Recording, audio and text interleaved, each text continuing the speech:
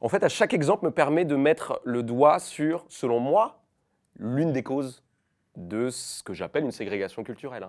La ségrégation culturelle, c'est du rire, mais aussi de ce qui va avec, c'est ce que je disais tout à l'heure, le populaire. Le populaire, c'est-à-dire ce qui fera toujours l'objet d'un préjugé et d'un dénigrement pour qu'on puisse se distinguer de cela. Tout ça, l'esprit de distinction qui règne dans la culture française, et je suis bien placé pour en parler, je suis dans la culture. Je donne des cours à la fac, je viens de la critique de cinéma, je fais des docus pour Arte, je viens de la culture. Parce que je raconte, moi je suis allé voir mes spectacles pour essayer de comprendre pourquoi les gens sont aussi choqués. J'ai essayé de prendre un peu de recul, j'ai vu mes spectacles. J'ai eu la même réaction que vous, Ray. Je me suis dit, il est mraouette ce mec. Mais il a pas de famille ou quoi?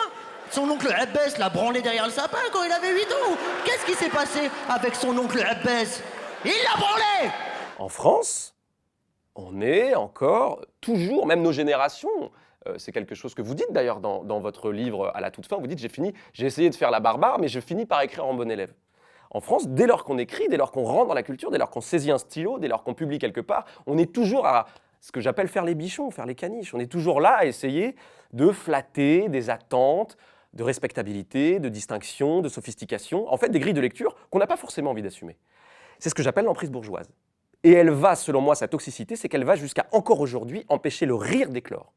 Et Mustapha El Atrassi en est là l'exemple le plus flagrant. On ne peut pas à Télérama, on ne peut pas aux Inrock, on ne peut pas au Cahier du cinéma dire ce mec-là est le plus puissant. Alors que chez Télérama, aux Inrock et au Cahier du cinéma, on parle de stand-up. On va vendre la soupe liébique de tous ceux qui font la publicité de leur angélisme, qui oui je suis écolo, oui je suis militant. Ça n'est pas drôle, tu détruis rien en disant ça. Tu fais juste la publicité de ta pureté. Moi je pense que c'est la fin du monde. Hein. Vraiment je le pense, je vais dire pourquoi. Pas l'écologie, machin et tout. Ça c'est trop simple. D'ailleurs l'écologie, je vous rassure, j'ai vu ce que ça a créé dès que j'ai prononcé le mot. Je vous en parle pas plus longtemps que ça parce que l'arabe, on s'en bat les couilles de l'écologie, frère. Ah, on a d'autres problèmes. On est là en mode, tu me parles d'un problème dans 40 piges, frère. Je dois régler avant 18h, il y a 2 gars qui me cherchent, je crois, bizarre, ils ont un lèvre qu'ils allaient me tuer en fait. Ils sont devant chez ma mère au moment où je te parle. Et tu me parles de rhinocéros blanc? Mais il y en a un qui passe devant chez moi, je le dbeur. C'est le gazelle, il est fermé, que c'est le riz. T'es un malade toi.